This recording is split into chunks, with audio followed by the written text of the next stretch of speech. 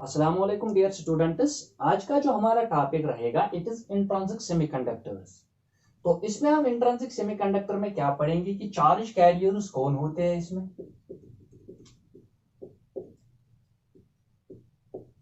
इसके बाद हम पढ़ेंगे कि जो जो करंट बनाएंगे, और इसके अलावा इसमें हम देखेंगे इसकी कंडक्टिविटी एंड इट्स रेजिस्टिविटी। तो इंट्रिंसिक सेमीकंडक्टर होते हैं प्योर सेमीकंडक्टर्स, यानी कि जिनमें कोई भी इंप्योरिटी हम ऐड नहीं करते। तो इनमें जब करंट जनरेट होगा तो कैसे होगा, दे हैव थर्मली जनरेटेड। तो टेम्परेचर की वजह से इसमें करंट जनरेट होगा, थर्मली जनरेटेड कैरियर्स, यानी कि जो चार्ज कैरियर्स होंगे इसमें वो थर्मली जनरेट होंगे, यानी कि जब हम उनमें पोटेंशियल डिफरेंस या हीट जनरेट कर लेंगे टेम्परेचर की वजह से, तो उसमें चार्ज कैरियर्स जनरेट होते हैं। तो हमारे पास प्योर सेमीकंडक्टर्स कौन होते हैं, हमारे पास सिलिकॉन होता है या हमारे पास जर्मेनियम होता है। सिंस दे आर प्योर, ये प्योर होते हैं, यानी कि सिलिकॉन तो सिलिकॉन क्रिस्टल, जो सिलिकॉन क्रिस्टल होगा सिलिकॉन एटम से ही बनेगा, जर्मेनियम क्रिस्टल बनेगा जर्मेनियम एटम से ही। तो ये प्योर सेमीकंडक्टर्स होते हैं। सिंस हमें मालूम है कि अगर हम सिलिकॉन की वैलेंस देख लेंगे या जर्मेनियम की, तो कार्बन फैमिली में आते हैं, तो इनके 4 वैलेंस इलेक्ट्रॉन्स होते हैं। तो वैलेंस इलेक्ट्रॉन अगर हम इनके देखेंगे तो वैलेंस इलेक्ट्रॉन्स इनके पास 4 होते हैं। तो ये कौन सा बॉन्ड बनाते हैं, कोवेलेंट बॉन्ड, ये शेयरिंग करते हैं। तो अगर हम सिलिकॉन की एग्जांपल देखेंगे तो सिलिकॉन की एटॉमिक नंबर होती है Z=14। तो इसके 4 इलेक्ट्रॉन्स होते हैं वैलेंस शेल में, तो ये कोवेलेंट बॉन्ड बनाता है। तो इसकी इलेक्ट्रॉनिक कॉन्फ़िगरेशन अगर हम देखेंगे तो 1s2 2s2 2p6 3s2 3p2, तो वो होते हैं 14 इलेक्ट्रॉन्स। तो इसकी जो अगर हम देखेंगे तो 1s कंप्लीटली फिल्ड होता है according to Pauli's exclusion principle, spin up spin down के साथ। तो 2s भी इसका कंप्लीट होता है, और जो 3p होता है या 2p, उसमें होते हैं px py और pz। तो इसमें 2 होते हैं, इसके px में py में 2 और pz में 2। इसके साथ जो इसका 3s होता है उसमें 2 इलेक्ट्रॉन्स होते हैं, और जो 3p है उसमें 6 हो सकते थे बट है भी 2 ही। तो यहां से 1 इलेक्ट्रॉन इसमें चला जाता है। तो अब कितनी वैलेंसी दिखाते हैं, यानी कि इनकी वैलेंसी होती है 4 वैलेंस इलेक्ट्रॉन्स। तो इनके पास 4 वैलेंस इलेक्ट्रॉन होते हैं, तो ना ये किसी को देते हैं ना किसी से लेते हैं, बल्कि ये शेयर करते हैं। तो अगर हम इनकी एग्जांपल देख लेंगे, सबसे पहले जो एग्जांपल है सिलिकॉन की, तो सिलिकॉन की एग्जांपल अगर हम एक क्रिस्टल लेंगे सिलिकॉन का, तो एट रूम टेम्परेचर उसके सारे बॉन्ड्स कंप्लीट होते हैं। तो अगर हम एक सिलिकॉन क्रिस्टल लेंगे तो इसके सिलिकॉन क्रिस्टल के एटम्स, इनके पास 4 इलेक्ट्रॉन होते हैं।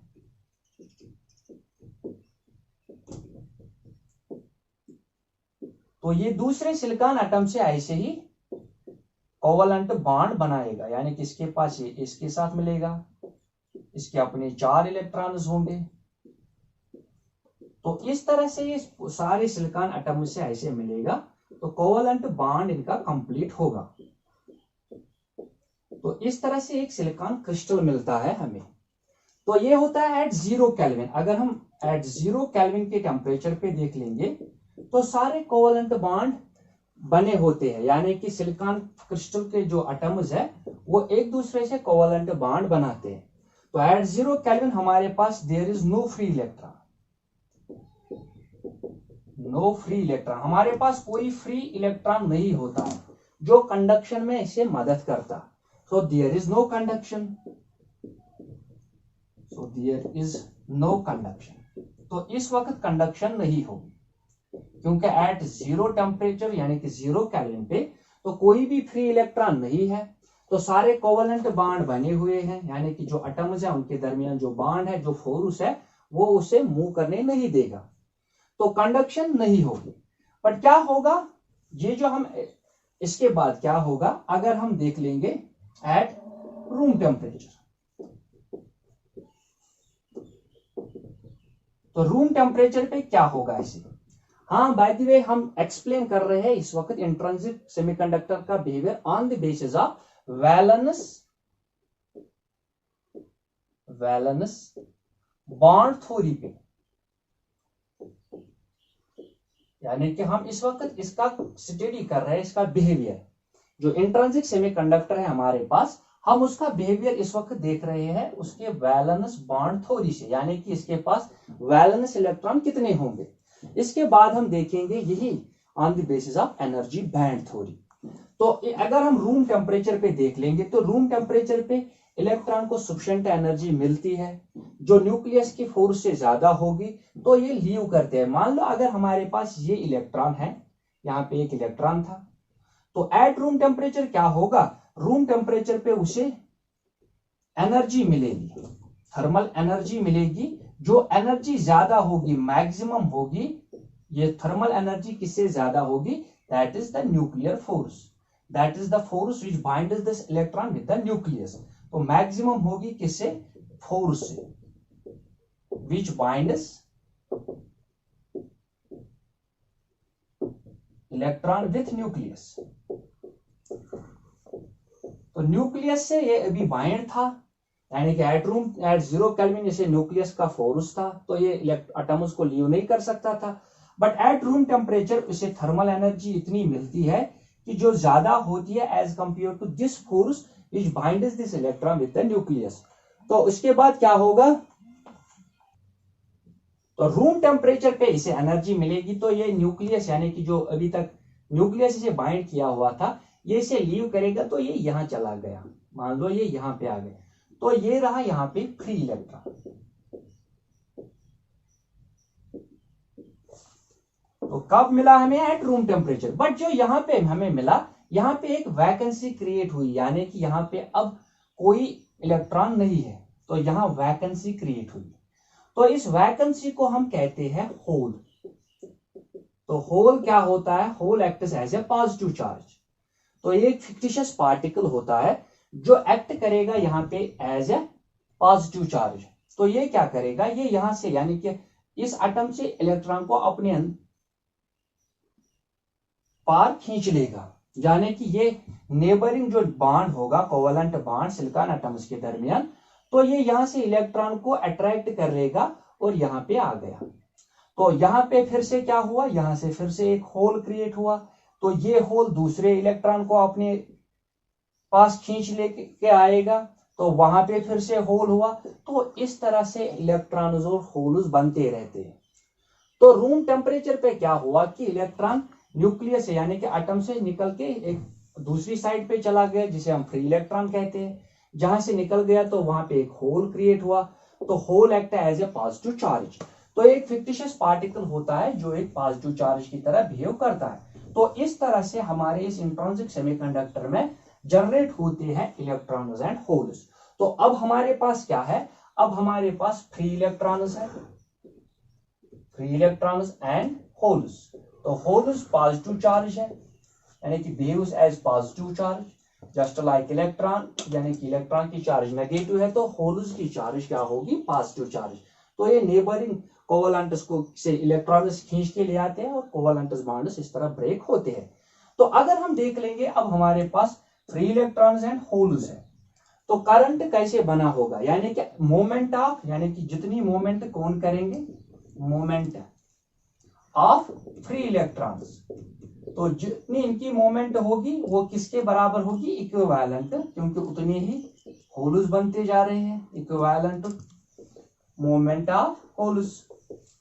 तो जितने हमारे पास अब फ्री चार्जेस है उतने हमारे पास होल्स भी है। तो अब करंट कैसे बनेगा इन इंट्रिंसिक सेमीकंडक्टर में, तो वो करंट होगा इलेक्ट्रॉन्स का और वो होगा होल्स का। लेट, अगर हम ऐसा कहेंगे, लेट एन ई, ये नंबर डेंसिटी है फ्री इलेक्ट्रॉन्स की, the number density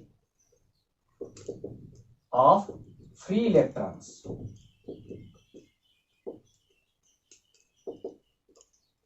number density means number of free electrons per unit volume, यानी कि नंबर डेंसिटी किसके बराबर है, एनी, वो है नंबर ऑफ फ्री इलेक्ट्रॉन्स, कितने फ्री इलेक्ट्रॉन्स है पर यूनिट वॉल्यूम में, पर यूनिट वॉल्यूम, यानी कि अगर हम एक यूनिट वॉल्यूम लेंगे तो उसमें कितने फ्री इलेक्ट्रॉन्स है, that is the number density of free electrons. तो इसी तरह अगर हम लिखेंगे NH is the number density of holes, तो सिमिलरली अगर हम लिख लेंगे NH तो हुई number density, density of holes, तो कितने होल्स है, यानी कि कितने होल्स है पर यूनिट वॉल्यूम में। तो अगर हम देख लेंगे, सिंस हमें मालूम है कि जितनी इनकी मोमेंट है उतनी ही इसकी भी मोमेंट है, यानी कि जितने इलेक्ट्रॉन्स है उतने ही होल्स भी है, तो हम लिखेंगे यानी कि number density of electrons is equal to number density of holes which is the number density of an intrinsic semiconductor. तो इस तरह से हमने देखा कि बाय वैलेंस बॉन्ड थ्योरी से कि जितने इलेक्ट्रॉन्स जनरेट हुए एट रूम टेम्परेचर में उतने ही होल्स भी जनरेट हुए, तो इस तरह से जो करंट बनेगा वो इलेक्ट्रॉन्स का होगा प्लस होल्स का होगा। अगर हम खुद से देखेंगे यानी कि इसी का बिहेवियर पढ़ लेंगे इंट्रिंसिक सेमीकंडक्टर का on the basis of valence bond, valence energy band theory पे। तो अब दूसरा जो हम पढ़ने जा रहे हैं इसी इंट्रिंसिक सेमीकंडक्टर को पढ़ेंगे बट एनर्जी बैंड थ्योरी से, एनर्जी बैंड थ्योरी से। तो एनर्जी बैंड थ्योरी हमें क्या कहती है, हमारे पास दो बैंड्स होते हैं, हमारे पास वैलेंस बैंड होता है, से ये हमारा वैलेंस बैंड है। तो वैलेंस बैंड में जो ये कंप्लीटली फिल होगा एट 0 केल्विन, ये कंप्लीटली फिल होता है, तो कंप्लीटली फिल्ड विथ इलेक्ट्रॉन्स।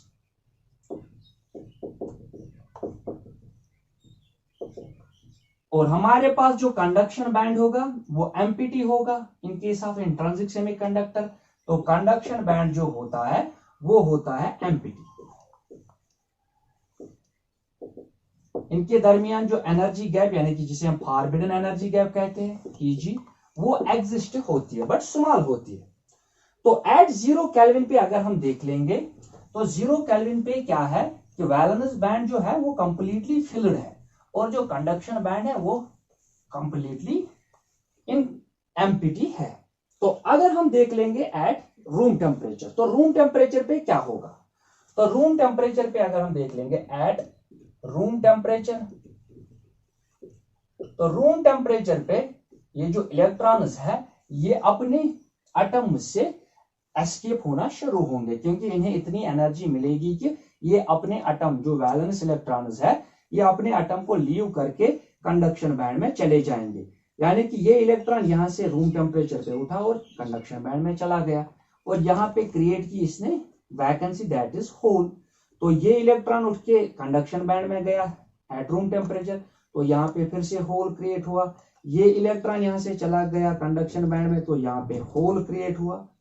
तो इस तरह से एट रूम टेम्परेचर ये जो इलेक्ट्रॉन्स है वैलेंस बैंड से इन्हें सफिशिएंट थर्मल एनर्जी मिलती है जिस वजह से ये कहां चले जाते हैं कंडक्शन बैंड में। तो वहां पे यानी कि वैलेंस बैंड में होल्स क्रिएट होते हैं और कंडक्शन बैंड में इलेक्ट्रॉन्स होते हैं। इस तरह से ये मूवमेंट शुरू करते हैं और हमारे पास होते हैं दो टाइप्स के करंट्स, यानी कि जो करंट बनेगा in case of intrinsic semiconductor वो टू टाइप्स का होगा। अब हम यहां से पढ़ने जा रहे हैं कि current in an intrinsic semiconductor. तो पहले अगर हम देख लेंगे कि अगर हमारे पास अब एक सेमीकंडक्टर है, मान लो ये एक सेमीकंडक्टर है, तो सेमीकंडक्टर में अब हमारे पास इलेक्ट्रॉन्स है और हमारे पास होल्स भी है। तो इसे हम एक बैटरी के साथ कनेक्ट करेंगे तो ये बैटरी से एक नेसेसरी पोटेंशियल डिफरेंस प्रोवाइड करेगी।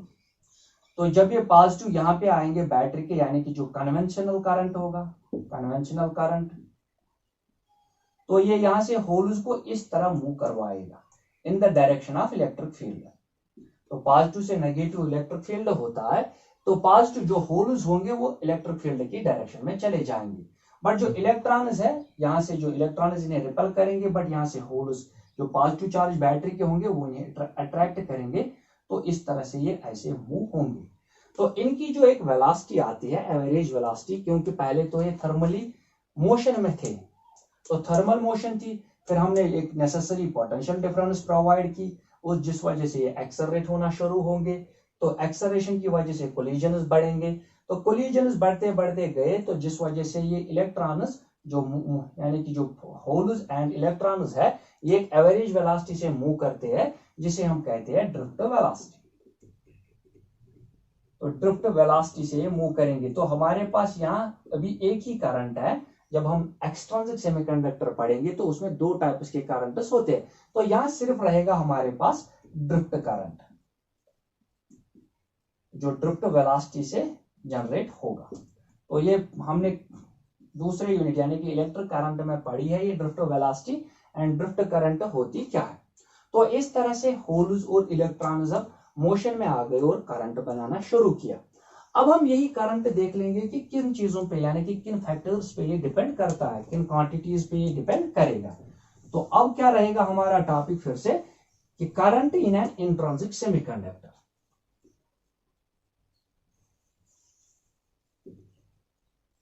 N intrinsic semiconductor. तो इंट्रिंसिक सेमीकंडक्टर में करंट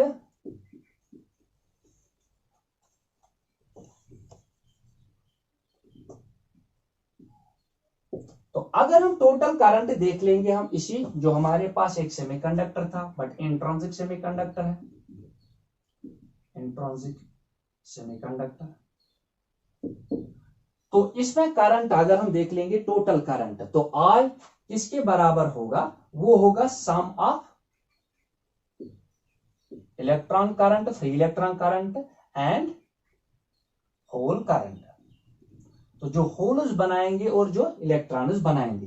तो अगर ये टोटल करंट है तो sum of hole current that is IE, free electron से कितना करंट जनरेट होगा प्लस होल से कितना करंट जनरेट होगा।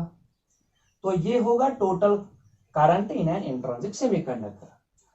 मान लो हमारे पास यही एक सेमीकंडक्टर है जिसकी लेंथ हम L लेंगे, हमने इसे एक बैटरी से कनेक्ट किया जो इसे नेसेसरी पोटेंशियल डिफरेंस प्रोवाइड करेगी, तो दैट इज V, और इलेक्ट्रिक फील्ड बनेगा यहां से A टू B।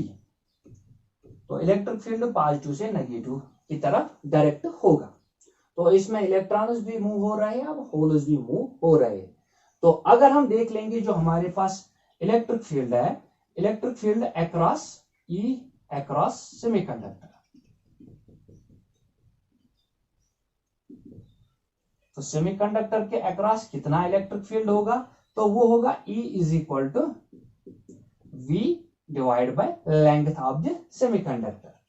तो पोटेंशियल कितनी हमने जनरेट की इसमें यानी कि प्रोवाइड की, और इस सेमीकंडक्टर की लेंथ कितनी है, तो वो होगी लेंथ, यानी कि electric field is equal to potential difference to length, यानी कि ग्रेडियंट बनेगा इलेक्ट्रिक फील्ड, यहाँ पे कितनी पोटेंशियल होगी और लेंथ के साथ साथ कितनी वैरी हो रही है, तो इतना इलेक्ट्रिक फील्ड हमारे पास होगा। अगर हम देख लेंगे कि जो let NH is number density of holes, ये नंबर डेंसिटी है ऑफ होल्स, यानी कि कितने होल है एक पर यूनिट वॉल्यूम में, यानी कि एक यूनिट वॉल्यूम में कितने होल्स है हमारे पास। तो अगर हम चार्ज देख लेंगे किनकी, होल्स की सेमीकंडक्टर में, तो द चार्ज, तो चार्ज कितने होंगे, charge of holes in intrinsic semiconductor.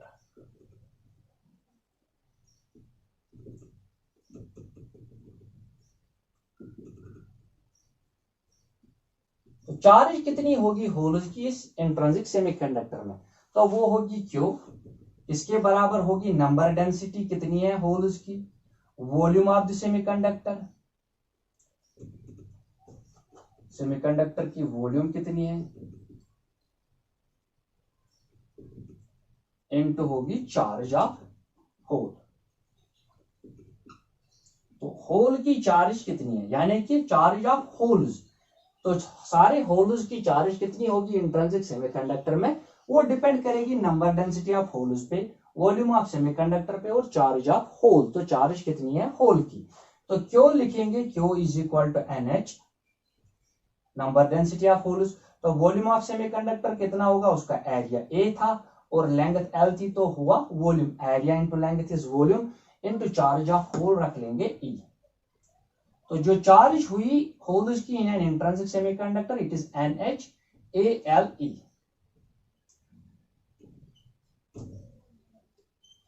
तो ये मिली हमें चार्ज भी, यानी कि एक होल, यानी कि होल्स की इन एन इंट्रिंसिक सेमीकंडक्टर। तो बट हमें मालूम है कि जो होल करंट होगी अब IH, तो होल करंट जो होगी वो क्या होगी, क्यों charge of the holes in intrinsic semiconductor divide the time, यानी कि होल करंट होगी flow of charges with time. तो क्यों कितना है हमारे पास, क्यों है NHALE divide by T। But हमें मालूम है कि जो L डिवाइड बाई T है, but L divide by T किसके बराबर होता है, length with time, it is the drift velocity, यानी कि जो पहले ही मैंने कहा था कि the average velocity which is the holes drifted towards the negative terminal. तो असल में इलेक्ट्रॉन्स ड्रिफ्ट होते हैं तो वो पॉजिटिव टर्मिनल की तरफ होंगे, और जो पॉजिटिव चार्जेस है वो नेगेटिव टर्मिनल ऑफ बैटरी की तरह ड्रिफ्ट होंगे। तो ये रही ड्रिफ्ट वेलोसिटी ऑफ होल्स। तो होल्स की ड्रिफ्ट वेलोसिटी इतनी है। तो अगर हम यहां से देखेंगे तो अब होल करंट कितना रहेगा, तो होल करंट बनेगा IH is equal to NH number density of holes A, L divide by T के बदले क्या लिखेंगे, VH drift velocity of holes into charge of the hole. तो ये रहा हमारे पास होल करंट। तो इसी तरीके से अगर हम देख लेंगे तो इलेक्ट्रॉन करंट कितनी होगी, तो इलेक्ट्रॉन की करंट, चार्ज ऑफ इलेक्ट्रॉन पहले देखेंगे, ऐसे ही वो निकलेगा। तो सिमिलरली अगर हम लिखेंगे, सिमिलरली जो इलेक्ट्रॉन की करंट होगी तो वो किसके बराबर होगी, वो होगी number density of electrons Ne, area drift velocity of electrons into charge of the electron, but charge of electron is minus. तो अगर हम इन मैग्नीट्यूड में लिखेंगे, मैग्नीट्यूड में magnitude of I electron current, तो वो होगा NeAVe इंटू चार्ज। तो ये रही हमारे पास इलेक्ट्रॉन करंट। तो टोटल करंट अब कितनी है, तो इसे इक्वेशन नंबर 2 और इसे इक्वेशन नंबर 3 रख लो। तो इक्वेशन नंबर 2 और 3 को इक्वेशन नंबर 1 में पुट कर लो, तो हमें क्या मिलेगा, यहां से हमें मिलेगा total current in an intrinsic semiconductor. तो I इज इक्वल टू, तो I यानी कि NeAVe into charge of electron plus hole current NHAVH into E। तो सिर्फ एरिया जो है वो सेम है और चार्ज जो दोनों की है वो भी सेम है इन मैग्नीट्यूड। तो हमें मिला यहां से current I is equal to AE area of the semiconductor, charge of the electrons and holes into, यहां से क्या मिला, number density of electrons into drift velocity of electrons, plus यहां से क्या मिलेगा, number density of holes and drift velocity of holes. तो ये होती है current in an intrinsic semiconductor. But ये सिर्फ ड्रिफ्ट करंट होती है, यानी कि this is the drift current of electrons and holes in an intrinsic semiconductor.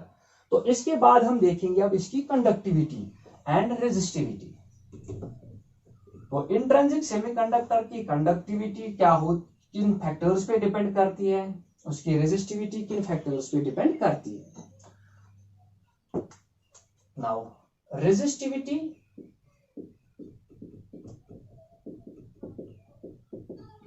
And conductivity of intrinsic semiconductor.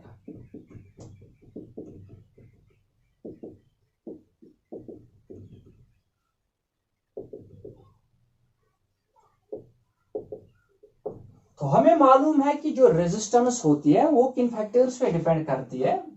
We know जो रेजिस्टेंस होती है किसी भी कंडक्टर की, तो यहाँ पे किसकी होगी, सेमीकंडक्टर की। वो डिपेंड करती है resistivity into length upon area. तो यहाँ पे ये रेजिस्टिविटी या रेजिस्टेंस जो होगी ये किसकी है, सेमीकंडक्टर की। आल्सो वी नो,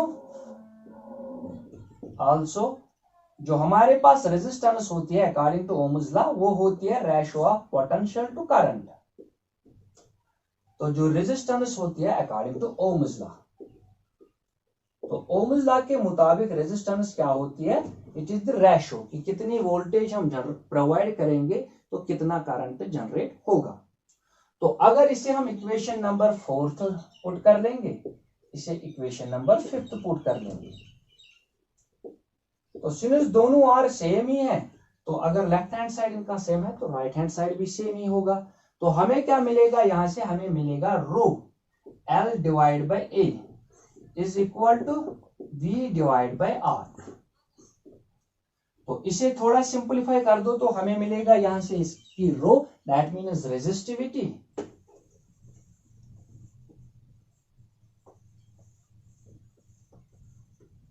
तो हमें मिलेगी यहां से हम लिखेंगे रेडिज कर rho into I divide by A is equal to V divide by L, यानी कि एल को यहां ले जाओ और आई को यहां ले आओ। तो but V by L is equal to electric field, तो हमें मिला यहां से rho I divide by A is equal to E. तो यहां से क्या मिलेगा हमें, रो, तो रो किसके बराबर होगा, ई ए divide by I.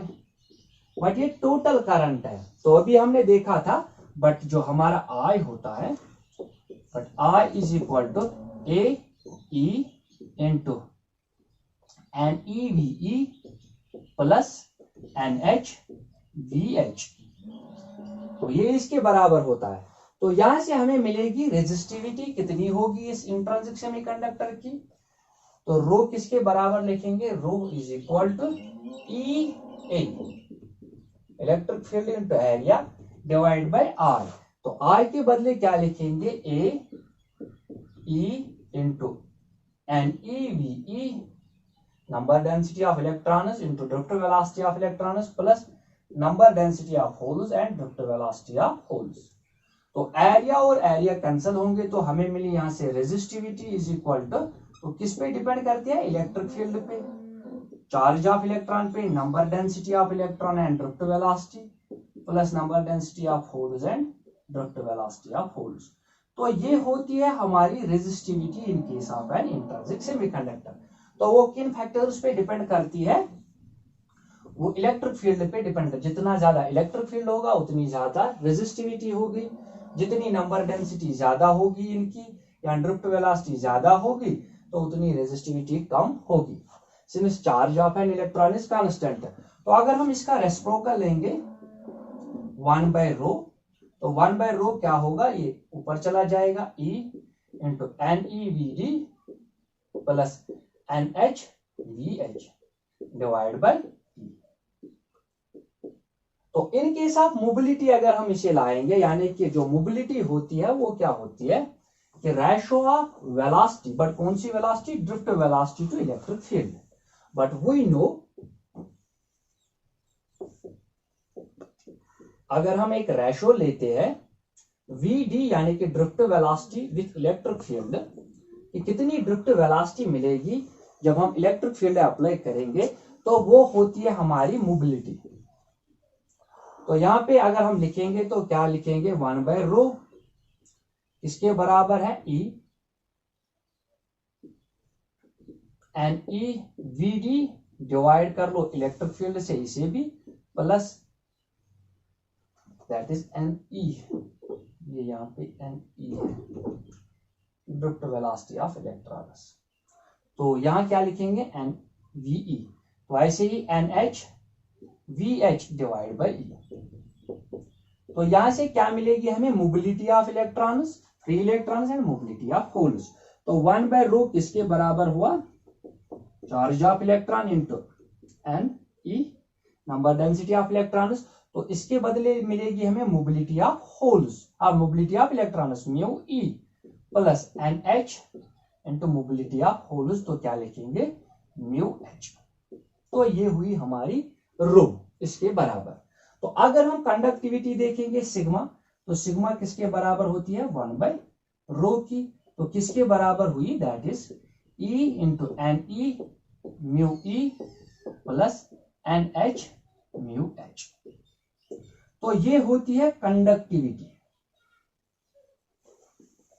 Of an intrinsic semiconductor, और ये होती है यानी कि 1/रो, दैट मीन अगर हम रो लिखेंगे तो ये 1/ ऐसे आएगा, तो 1/रो होती है इतनी, यानी कि दिस इज द रेजिस्टिविटी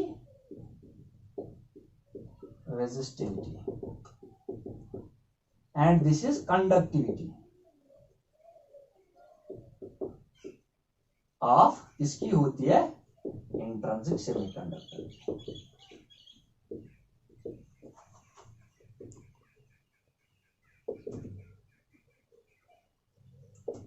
तो यहां हम इसे देखेंगे कि जो रेजिस्टिविटी है वो किन फैक्टर्स पे डिपेंड करती है, यानी कि mobility, number density of electrons and holes and charge.